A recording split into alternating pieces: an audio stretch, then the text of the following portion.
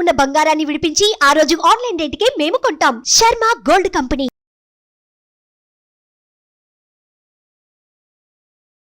గురుగారు, ఇప్పుడు మనకి ఆగస్టు నెలలో అండి, అసలు మిథున రాశి వారికి ఏ విధంగా ఉంటుంది? వీళ్ళకి సంబంధించిన పరిహారం అంటే ఏంటండి?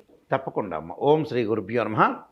మిథున రాశి వాళ్ళ యొక్క గ్రహ సంచార వీక్షణాన్ని మనం చూసినట్లయితే వ్యయస్థానంలో గురుకుజుల యొక్క కలయిక, ద్వితీయ తృతీయ స్థానం రవి యొక్క సంచారం, అలానే తృతీయ స్థానంలో బుధ శుక్రుల యొక్క సంచారం, అదే శుక్రుడు నెలాఖరులో మారి చతుర్థ స్థానంలోకి కేతువుతోటి కాంబినేషన్లో ఉండటం, అలానే ఇక్కడ ఏదైతే కుజగ్రహం కూడా జన్మంలోకి రావడం జరుగుతుంది నెలాఖరులో.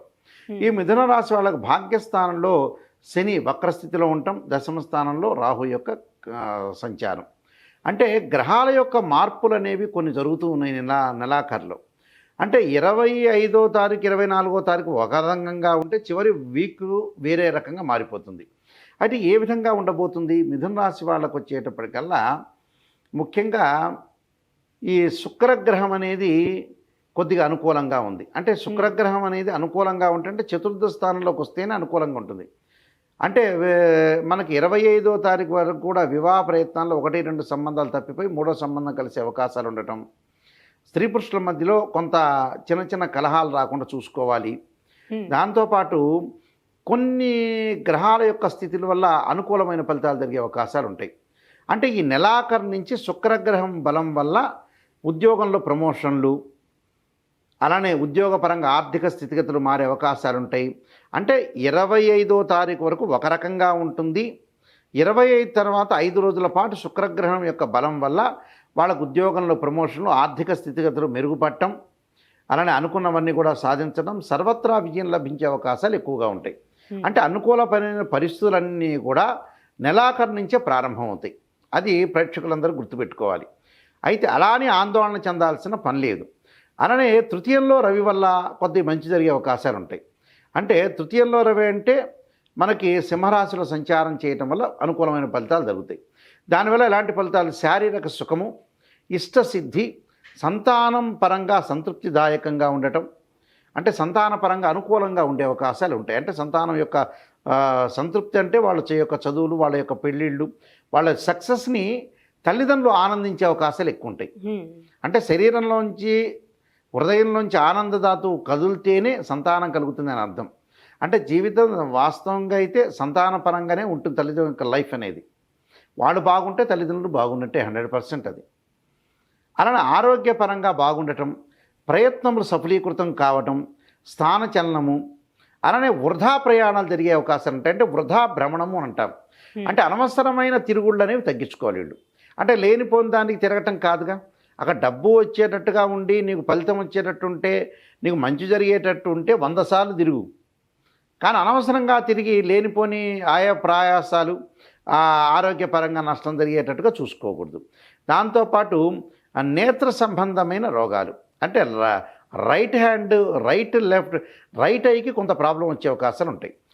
అంటే రైట్ ఐని కాపాడుకుంటూ ముందుకు వెళ్ళాలి. అంటే గ్లకోమా కానీ, రెటీనా ప్రాబ్లమ్స్ కానీ రకరకాలు ఉంటాయి. కానీ నేత్ర సంబంధమైన వ్యాధుల విషయంలో జాగ్రత్త ఉండాలి. అంటే దాని మీద శ్రద్ధ పెట్టాలి. అలానే అకారణ కలహాలు రాకుండా, ఉద్యోగంలో కూడా ఎలాంటి ప్రాబ్లమ్స్ రాకుండా అనవసరమైన విషయాలకు వెళ్ళటం, మధ్యవర్తిత్వం అనేది మంచిది కాదు. మధ్యవర్తిత్వం కూడా ఇబ్బంది అనేది కలుగుతూ ఉంటుంది. డబ్బులు వస్తుంటాయి, శుక్రగ్రహం వల్ల డబ్బులు వస్తాయి నెలాఖరులో.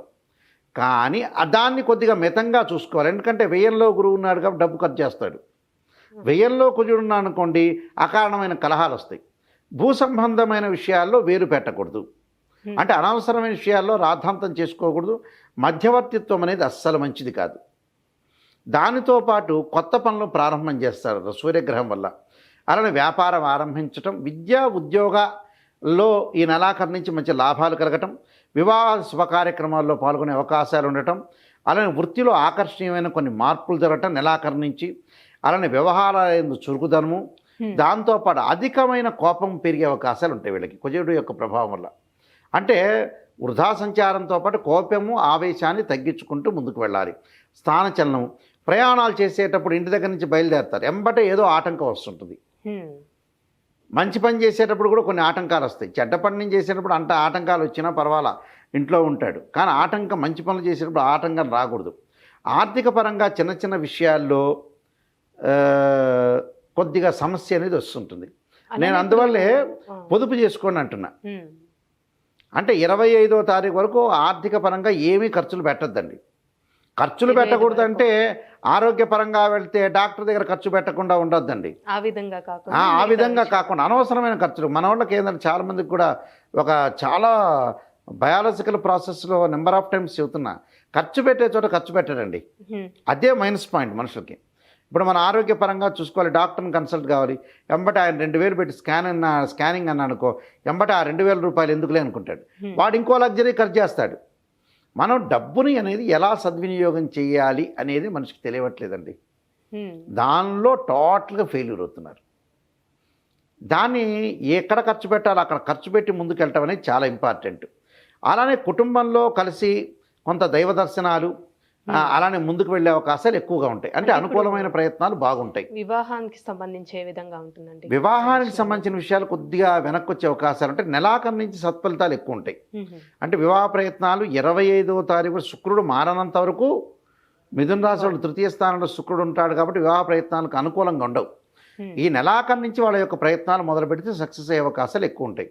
అలానే విద్యార్థులు కూడా చదువు పట్ల కొద్దిగా వేరే వ్యాపకాల మీదకి వెళ్తుంటారు. అలాంటివి కాకుండా కొద్దిగా, ఎందుకంటే గురుకుజుల యొక్క కలయిక అనేది ఉంది కాబట్టి ఈ రాశి వాళ్ళకి మిథున రాశి కొన్ని వ్యాపకాల మీద ఉంటారు కానీ వ్యాపకం తగ్గించుకొని ముందుకు వెళ్ళాలి. దాంతోపాటు దశమ స్థానం రాహు యొక్క ఫలితం వల్ల వృత్తి ఉద్యోగాలలో అనుకూలమైన ఫలితాలు జరిగే అవకాశాలు ఎక్కువ ఉంటాయి. అలానే భాగ్యస్థానంలో ఏదైతే ఈ శని వక్రస్థితిలో ఉన్నాడో కొద్దిగా ఆరోగ్యపరంగా ఇబ్బందులు కలగకుండా చూసుకోవాలి. అంటే వీరికి సంబంధించిన పరిహారం అంటూ ఏంటండి అసలు? పరిహారం చేసుకొని ముందుకు వెళ్ళాలి. ఎలాంటి పరిహారాలు చేసుకోవాలంటే శ్రీ గౌరీ దశక స్తోత్ర పారాయణం చేయాలి.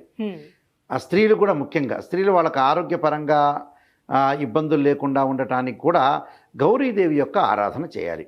అంటే అమ్మవారిని కూడా ఆరాధన చేయటం, అంటే గౌరీ దశక స్తోత్ర పారాయణం అని శుక్రవారం పూట చేయటం చాలా మంచిది. అంటే ప్రాతకాలంలో కానీ అలానే ప్రదోషకాల సమయంలో ఆ రోజున ఉపవాసం ఉండి చక్కగా అమ్మవారి యొక్క ధ్యానం చేయాలి. మగవాళ్ళైనా ఆడవాళ్ళైనా. విద్యార్థులు ఏం చేయాలి?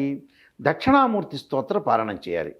ఒకవేళ విద్యార్థులు చిన్నపిల్లలు ఉంటారు, ఫోర్త్ క్లాస్ 5th క్లాస్ చదివే వాళ్ళకి వాళ్ళు చేయలేరు కదా.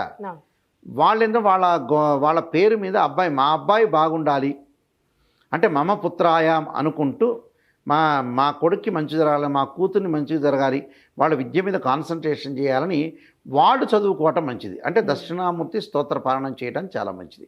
అంటే గురు పరంపరంగా అలానే గురు చరిత్ర పారాయణం చేయటం కూడా మంచిది. అంటే ఇది గౌరీదేవిది శుక్రవారం చదవాలి, దక్షిణామూర్తి స్తోత్రాన్ని గురు చరిత్ర పారాయణాన్ని గురువారం చేయాలి. అంటే ప్రదోషకాల సమయంలో కానీ ఉదయం పూట కానీ చేయటం వల్ల వీళ్ళకి మంచి జరిగే అవకాశాలు ఖచ్చితంగా ఉంటాయి. మంచి పరిహారం తెలియజేశారండి మిథున రాశి వారికి సంబంధించి. ధన్యవాదాలు. నమస్కారం అండి. సుమన్ టీవీలో మీ పర్సనల్ అండ్ బిజినెస్ ప్రమోషన్స్ కోసం కింది నెంబర్కి కాంటాక్ట్ చేయండి.